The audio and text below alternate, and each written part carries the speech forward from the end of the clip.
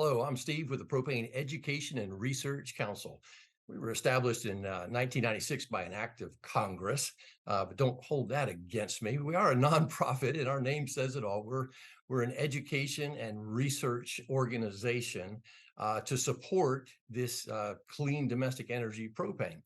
Prior to that, I was in transportation energy consultant for 4 years, having also worked in the compressed natural gas for Class 8 tractors and vehicles, as well as for propane and everything from law enforcement to paratransit. So I've got almost 20 years of experience in this transportation sector with alternative energy sources. So before we dive into what it takes to have a successful alternative energy adoption for your fleet, I want to back up and not talk about propane, not necessarily talk about any of them, but let's talk about all of them.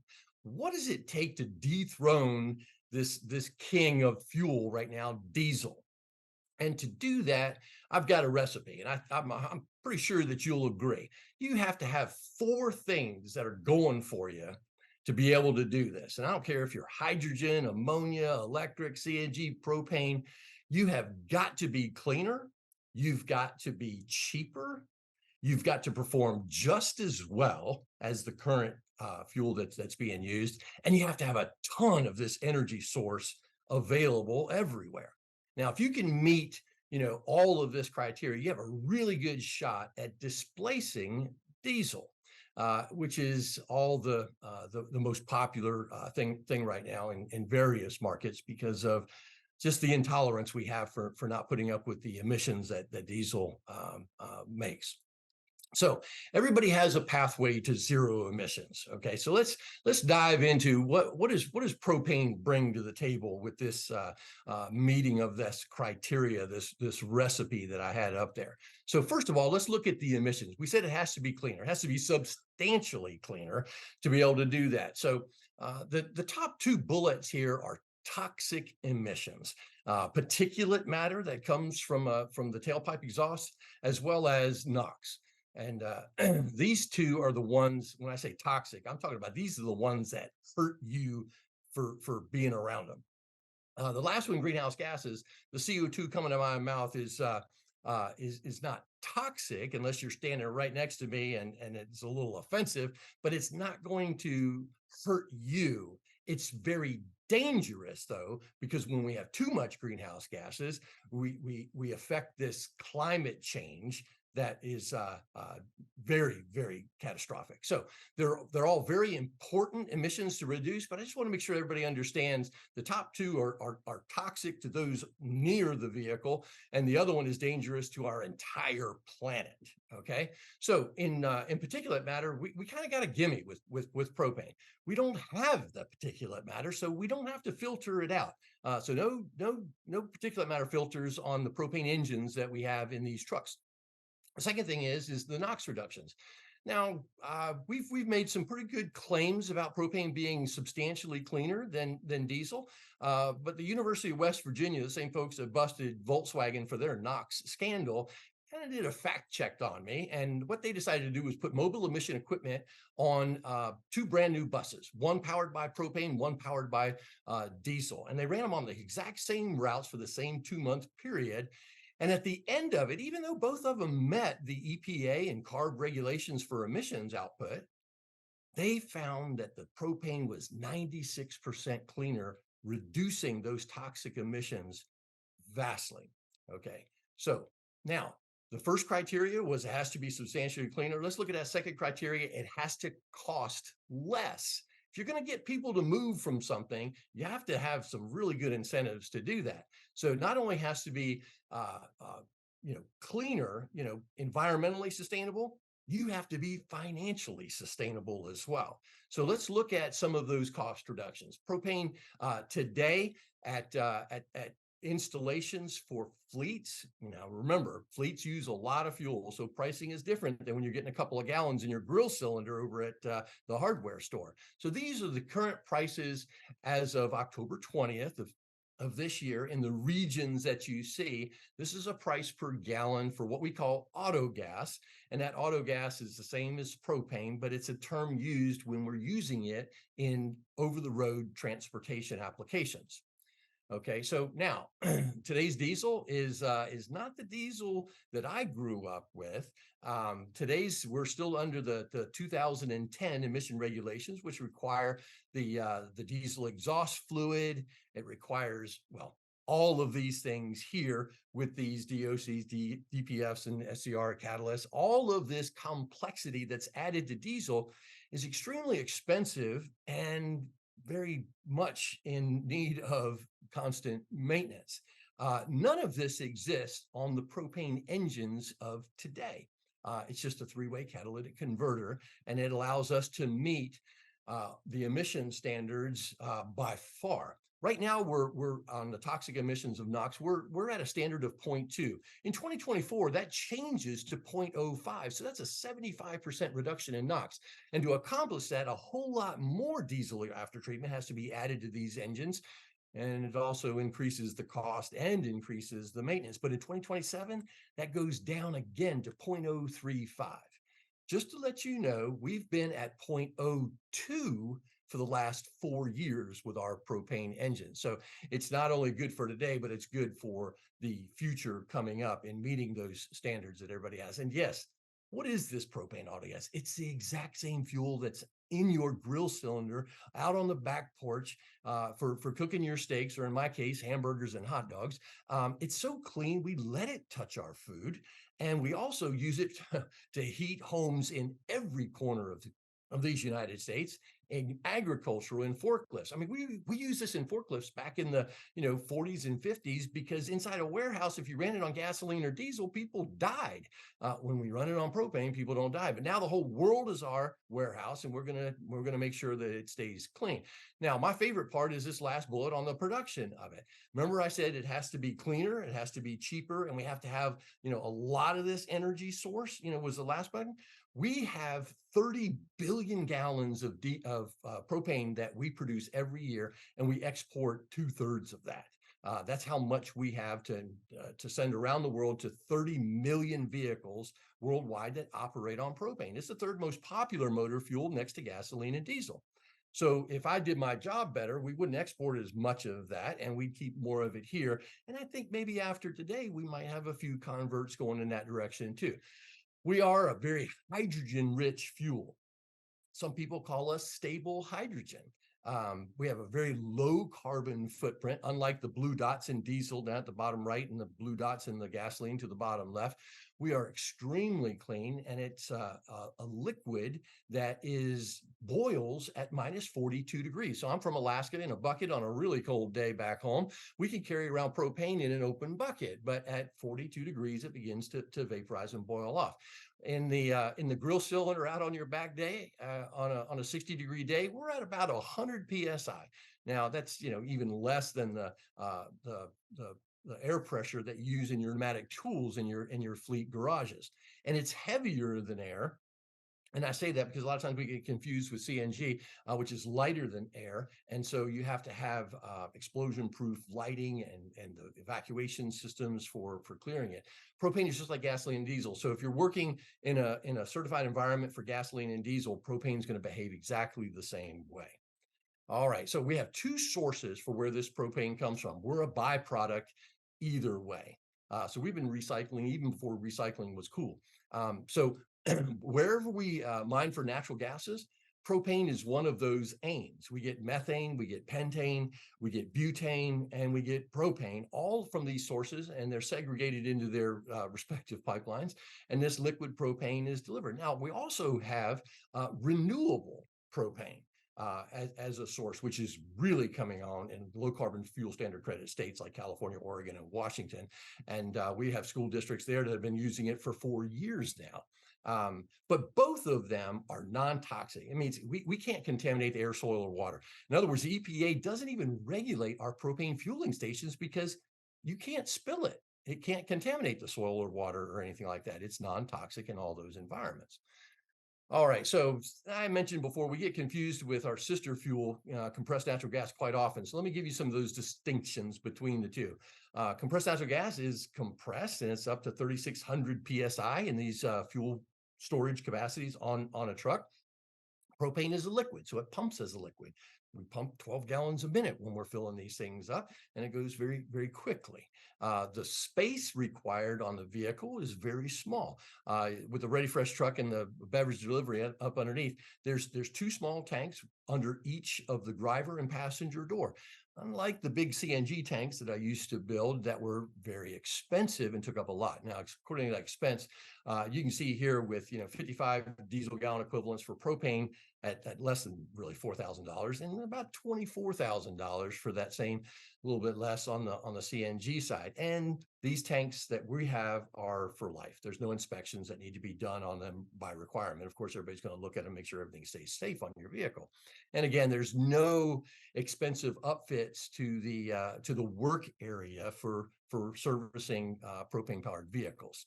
All right, so what can we get these things on now? I'm gonna show you the top two vehicle solution providers out there. One of them is Roush CleanTech.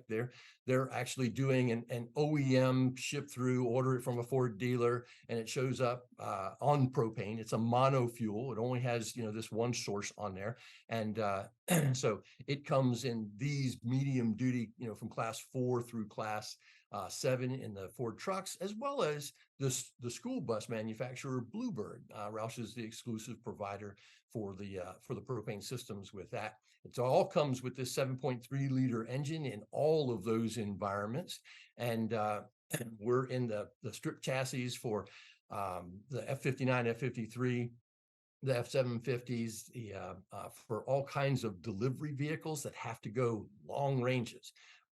And these ranges, because remember with the third point we had in there, the criteria for making this successful is it has to perform just as well as what we're using now with gasoline and diesel. And that includes the range that it has to go. So even with those small tanks on the Ready Fresh truck in the bottom right, they're still going over 250 miles on that liquid propane that's in those tanks underneath the door. We're at airports for food delivery. Even Asplin has propane in their vehicles because of the emergency situations that they have. In other words, when the power goes out, even before the power company can restore the lines, they have to come in there and clear all the trees away. And of course, there's no, power in the area. So, going to a diesel station is kind of hard. So they have a fuel truck, propane fuel truck that will go with them in the heart of this disaster and be able to fuel those vehicles, and the truck carrying the propane fueling truck can go back and forth and go get more from a bulk facility nearby, even without electricity.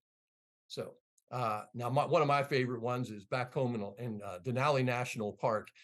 They have all 30 of their buses that tour the park, which is larger than the state of Rhode Island. They're all propane powered because of the cold starts, minus 50 degrees they can start, and the cabins warm up really quick, and they're very quiet, and they wanted to go green to keep the park as pristine as possible.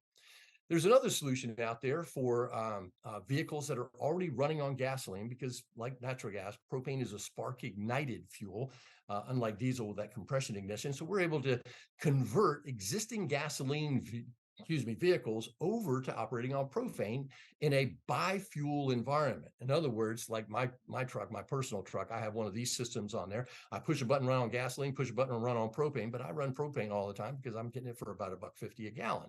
But all of these EPA certifications for these and hundreds more are available for what I would recommend late model gasoline vehicles that you have existing in your fleet today. Some of the markets that we've been able to penetrate, school buses for is leading the way. We have 22,000 school buses in 1,100 school districts nationwide that have adopted this. Now, it's not just the 1.3 million kids that we have, getting on these buses every day, but it's once a school district starts with 5 buses or 10 buses, they don't stop. We have dozens and dozens of fleets now that are 100% propane. Now, that doesn't happen unless it's a successful vehicle, and propane's been able to do that, and for a very affordable price too. Just to give you an example, if you spec'd out a diesel bus at $120,000. Propane is going to be about $126,000. CNG is about 154, and the electric ones we know because clean school bus funding comes out at about $400,000. So another market that we're really popular in is the paratransit. These are the shuttle buses, not the big metropolitan city fixed route buses, but these are the buses that go door to door. And we have a lot of these counties that, complying with the American with Disabilities Act, that need to go 300 plus miles a day, delivering folks across county lines to get them to their doctor's appointment and things like that. So we have about 4,000 of these vehicles nationwide that are operating on propane. You can see the ones in Ohio or airport transit, the trolleys, San Diego, even Acadia National Park runs all of its buses on that F-53 chassis on propane because they want the quiet, they want the clean, just like Denali National Park. The sustainability director at Kitsap outside of Tacoma area in Washington had a great slide when I had him on as a panelist not long ago. But he has all three of those E450 cutaways. The diesel one, he tracks at 48 cents a mile. This is their fuel cost. Gasoline at 50 cents a mile and propane at 20 cents a mile. Huge savings for this. And the greenhouse gas reductions that he put in there at the bottom are astounding. My favorite, though, is Paul Strobus down in Broward County, Florida. And he has tracked ever since 2015 when he started on. Now he has 310 of those paratransit vehicles. He has saved $13 million in fuel cost over those 7 years. Another market that we're very, very glad to be in is that parcel package. Of course, UPS has lots of propane vehicles. FedEx contractors have lots of them, but the newest one is the United States Postal Service contractors who move about 70 of the 92,000 routes, not the first and last mile, but that bulk delivery that goes between post offices and distribution centers. And those are driving 7 days a week, all day long. Jennifer, who accompanied me on a ribbon cutting event in Colorado for their first deployment there, said it best: win-win. We need more of these financial and environmental success stories. She realizes you can't be environmentally sustainable unless you're financially sustainable. Food and beverage delivery, Nestle Water started off with a 5-vehicle, kind of a PR event to say, hey, look at us going green. And then when they found out how much cheaper it was to operate and how much less maintenance it was than diesel, now they have over 1,300 of those vehicles, and it's spread over to beer delivery, tow trucks, terminal tractors. And just this one, the rear loader trash hauler is the first one I've seen in Raleigh, North Carolina. So the biggest thing about alternative energy and how we get it, we have lots of vehicle options now. But the pain point is always the infrastructure. How do I get this energy inside the vehicle? CNG stations are pretty expensive, even for something that can handle 20 vehicles. We're looking at about 700,000 plus and 900,000 plus for EV charging in this arena. If you have 20 propane powered shuttle buses like pictured here, you're looking at about $50,000 worth of equipment. Again, it's a liquid that's getting pumped at 12 gallons a minute. So it fills up quickly and you go right off and get it done. Now, if you scale up to the school district that has over 100 buses, you're looking at a little bit bigger tank, but the same dispensing equipment remains. CNG gets much more expensive on those fast fill stations. We have 4 modes of being able to deliver this to fleets. The city of Boston has 400 school buses that they do not have any room, not one square inch for any kind of fueling infrastructure. So they have to have mobile fueling for this. And these trucks go in, these 2 mobile propane trucks go in there and fill up all 400 of them every single night. We also have temporary, which has its own generator, its own fuel set up in a parking lot. And this is for, temporary, or you're moving your facility. Propane is that agile to be able to do that.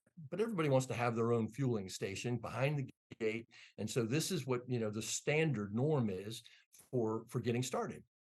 But we even have fleets that have, 600-700 vehicles. And you can see in the background on the right-hand picture, there's 30,000 gallons worth of tanks in those streets. That's 90,000 gallons of fuel on hand to take care of all their vehicles. But it's the exact same dispenser that tracks all of the fuel management. So each vehicle, each time, knows exactly how many gallons are going in those things. And we even have some off-grid solutions now. Uh, this is one of the manufacturers, and this is a dual purpose. The propane dispensing on a skid is off the grid. You can set that up on a mountain or on the beach, or anywhere you want, because everything is self-contained. It also does 2 DC level 3 charging. Now, they're taking wind, they're taking solar, they're going into that 60 kilowatt battery, but there's also a propane generator behind it, making sure that it always is working and always can do this, even without the grid. These are all off-grid solutions for charging up larger vehicles as well. There's also in the bottom right, mobile EV charging that is done with propane powered generation, towables, and what we call portables that are on those skids from other manufacturers as well. At the ACT Expo in Anaheim this last year, they had 45 vehicles for ride and drive for 3 days, and the closest EV, fast charging was 7 miles away. So they asked us to come in, and not only did we come in with EV charging, but we filled that with renewable propane, which was much, much less on the emission sides than the grid of California. Here's one of the Kenworth trucks that was on that ride and drive for those 3 days, and we were happy to charge these things up. Resiliency is a big part of any energy source for transportation.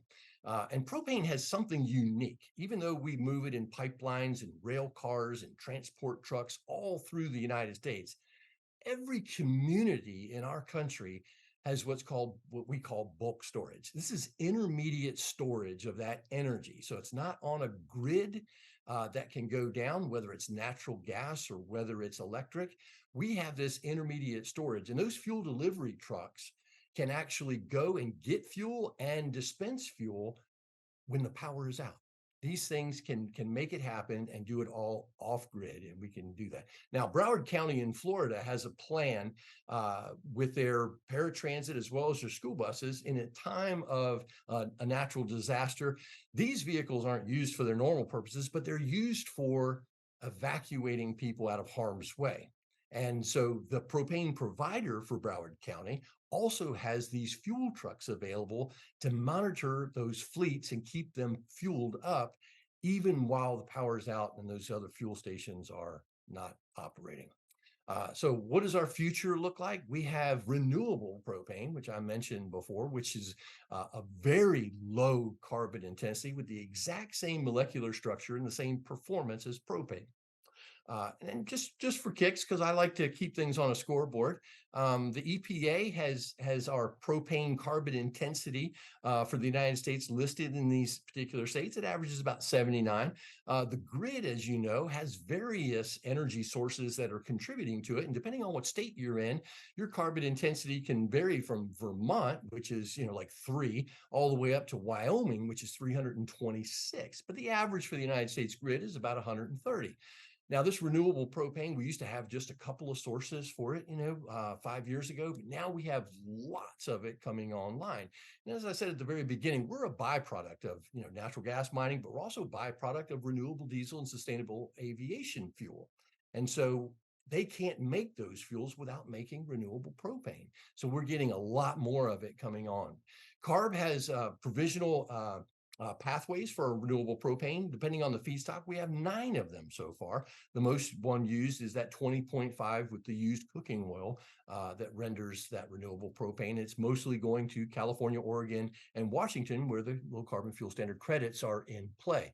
But just to give you an idea, because I like to keep score too, Vermont has the cleanest grid in the United States because most of it is hydro that's coming from Canada. So hydro is a great renewable source. It's always on, unlike solar and wind. I mean, that gravity of water falling down is always producing electricity. It's very, very clean. When I use renewable propane in one of those postal trucks driving 200 miles a day for a year, the same electric truck doing the same duty cycle, propane is actually going to be 12.2 metric tons of CO2 generating less than that EV. That's on that clean grid. The next thing coming up is our project. And this is one of my favorite ones. This is the Cummins project that is due to be released in 2027. This 6.7 liter engine is from the ground up built for propane and to maximize its 106 octane. And the torque curve on here is amazing for you who like to look and measure these things. It's 360 horsepower and 860 foot-pounds of torque that are coming out of this propane engine, which is every bit as good as diesel and could be even a little bit better if they didn't derate it, but don't tell them I said that. Now, one of the greatest things I like about their comparison, because they're fuel agnostic with this 6.7, it's going to run on gasoline, it's going to run on natural gas, it's going to run on propane. But if you look over here in the bottom right, this lowest carbon footprint of all internal combustion engines in the world has an asterisk next to it, and it's because it's for the propane engine. They know it's the cleanest one around and it's very efficient. And that's why it does it. Our test vehicles have over 100,000 miles on them now, and they're performing great. But this gets us into not just that Ford market, but also gets us into Freightliner and Hino and Mack. All these international, all of these truck OEMs that use Cummins can now drop that in because it's the exact same transmission that's used in the other vehicles as well. So to kind of sum this up, going back to that criteria, you have to be cleaner. We certainly do that with huge NOx reductions on that toxic. You have to be cheaper, and we do that mostly with our fuel costs, but also on maintenance costs too. You have to perform just as well. In other words, be able to not just have the horsepower and torque, but go just as far. And you also have to have a lot of this energy source. 40 billion gallons of diesel gets used in transportation every year. If I took my 20 billion gallons of propane that we usually send overseas and just kept it home, we could do half of all the diesel fuel in the United States today without changing our production, without changing our infrastructure. We could make all that happen. It's been great having you. If you need any more information about the things I've talked about today, we have propane.com that'll get you there. Now, I didn't announce this at the beginning, but if you have any questions, I think you've been informed of how to put those through in the chat box. And if any of those are coming up, I'll ask the producers to help me because I'm not sure if I'm going to see the chat come up on my screen now that I'm in presentation mode. But if any of those questions come up, I'd be happy to answer them. If not, you can always reach out to me through propane.com. We have a staff page there that'll have my numbers and email addresses, and you can shoot me over any questions that you like. Thank you very much. Having not seen any in the chat, I will go ahead and let you guys go to your next. Oh, actually, there is one. Let me get that in there. Okay, no questions. All right, we're good to go. Y'all have a wonderful day, and I appreciate you letting me come on to talk to you. Take care.